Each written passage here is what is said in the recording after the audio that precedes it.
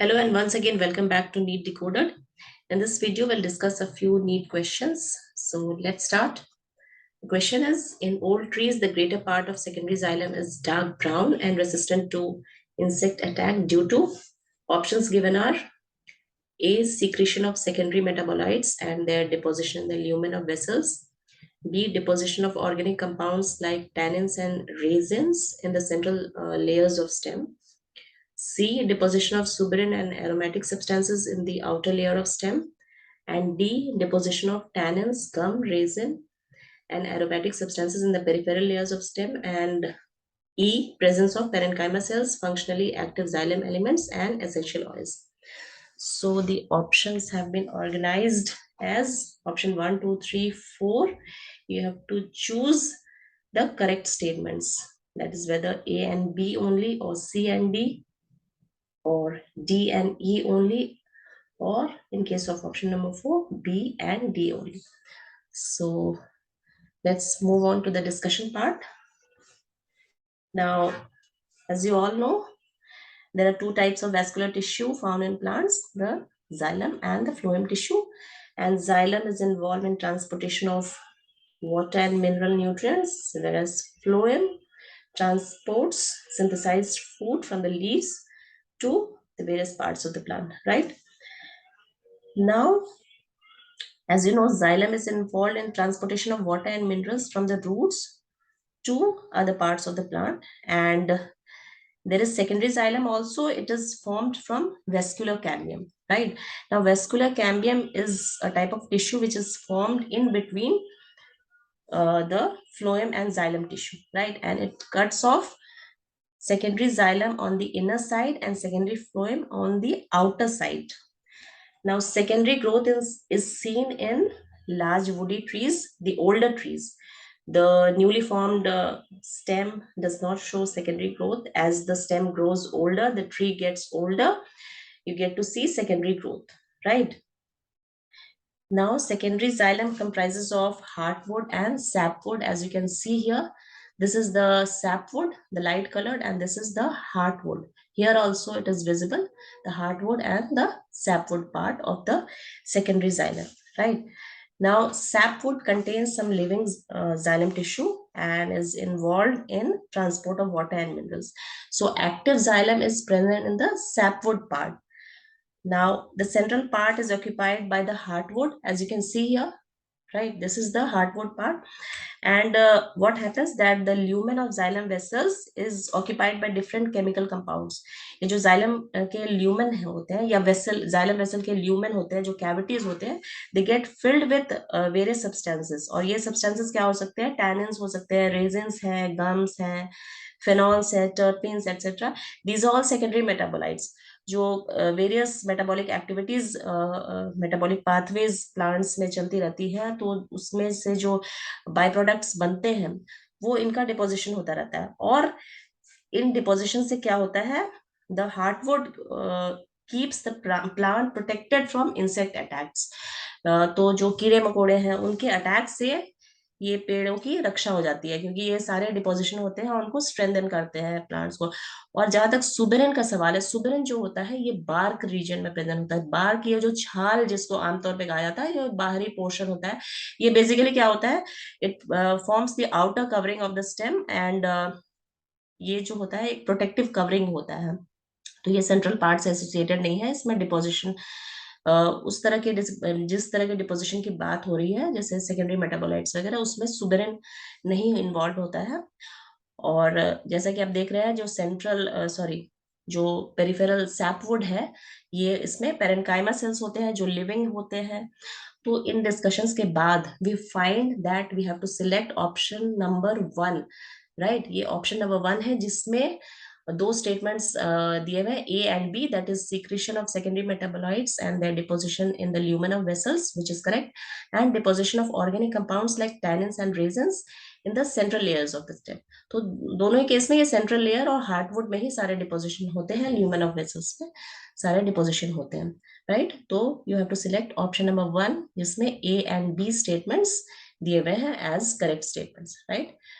तो अब एक देख लेते हैं दूसरा question. And the second question is identify the correct set of statements. और इसमें स्टेटमेंट्स आपके हैं A, the leaflets are modified into pointed hard thorns in citrus and bougainvillea, right. And statement number 2 या स्टेटमेंट बी है axillary buds form slender and spirally coiled tendrils in cucumber and pumpkin. C, stem is flattened and fleshy in opuntia and modified to perform the function of leaves. D है Rhizophora shows vertically upward growing roots that help to get oxygen for respiration. And E, subaerially growing stems in grasses and strawberry help in vegetative propagation. ठीक है, ये सारे plant morphology से सारे statements लिए गए। ठीक है, अब इसमें क्या है कि आपके 4 ऑप्शंस दिए हुए हैं, ऑप्शन 1 2 3 4, और सभी स्टेटमेंट्स को इसमें ऑर्गेनाइज किया हुआ है और आपको देखना है कि इसमें कौन सा करेक्ट स्टेटमेंट है, कौन से ऑप्शन नंबर में करेक्ट स्टेटमेंट्स को लिया गया है। Accordingly you have to choose that, right. So discussion करते हैं अब। Now you can see in the image here the thorns of citrus and bougainvillea, right. अब ये क्या होता है कि ये होते हैं axillary buds. So axillary buds of bougainvillea and citrus is modified into thorns. Now axil क्या होता है? एक्सिल वो पार्ट होता है जो स्टेम और लीफ के बीच का पार्ट होता है, राइट। तो यहाँ पे भी ये जो है एक्सिलरी, यहाँ पे लीफ मेन स्टेम होता है और लीव्स यहाँ से निकलते हैं, यहाँ से आपके थॉर्न्स वगैरह आ जाते हैं। तो इनका जो काम होता है, they basically serve as protection against grazing animals. So axillary buds in citrus and bougainvillea are modified modified shoots है, modified shoots basically होते हैं। shoots ये buds basically क्या है? they are condensed shoots, right। तो ये इसका explanation है। now next जो है tendrils। तो टेंड्रिल्स आप यहाँ पे देख रहे हैं, पंपकिन में, फिर इसमें भी होता है, क्यूकम्बर में भी होता है, आपने ऑब्जर्व किया होगा टेंड्रिल्स। तो ये जो टेंड्रिल्स है यहाँ पे, ये जो कॉइल्ड है structures, these are also modified axillary buds and ये क्या करते हैं? they help the weak stems to climb और ये help करते हैं to coil around support। तो इनका ये काम है, right। these are also axillary buds, right। ठीक है, एक्सिलरी का क्या मतलब होता है ये आपको समझ में आ गया होगा। स्टेम और लीफ के जो बीच का पार्ट होता है दैट इज एक्सिलरी, और बड होता है that is a modified shoot, right. Next is opuntia, जो आपने कई जगह देखा भी होगा ग्रो करते हुए। दिस इज जेरोफिटिक प्लांट, और ये जो ग्रीन पार्ट है, this appears like a leaf but it is not a leaf, it is a stem। इसमें क्या होता है? ये जेरोफिटिक प्लांट है, तो ये the stem here becomes fleshy and stores water basically to tide over unfavorable conditions या low water conditions जो है उसको tide over करने के लिए ये इसमें मॉडिफिकेशन होता है स्टेम का। ठीक है, अब है कि इसमें क्लोरोफिल भी है, that's why it is appearing green. And chlorophyll है तो ये फोटोसिंथेसिस तो कैरी आउट करेगा ही। So this basically a stem. Now अब ये लगता है कि लीफ कहाँ चले गए? तो लीव्स, ये जो स्पाइन्स है, दीज आर मॉडिफाइड लीव्स।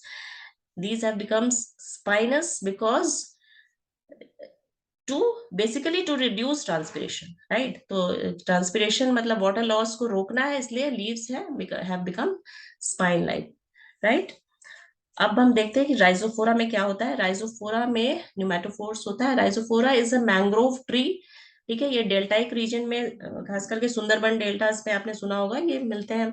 और ये जो इसमें एरियल स्टेम्स सॉरी नहीं, these are roots, actually these are pneumatophores, और इसको रेस्पिरेटरी या ब्रीदिंग रूट्स कहा जाता है।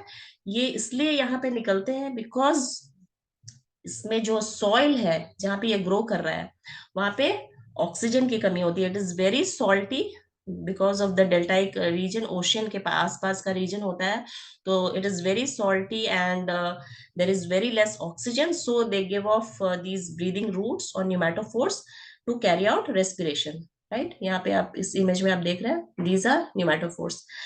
Now subaerial modifications in strawberry and grasses.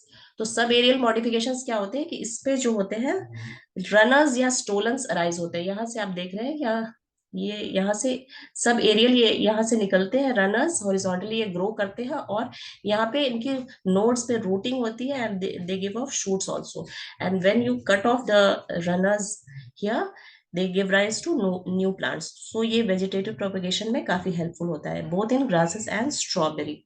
So the answer is option number 3, that is B, C, D and E only. जो सारे option अभी discuss किए हैं ये सारे ये करेक्ट है, except for option number, sorry, B, C, D and E are correct statements, right?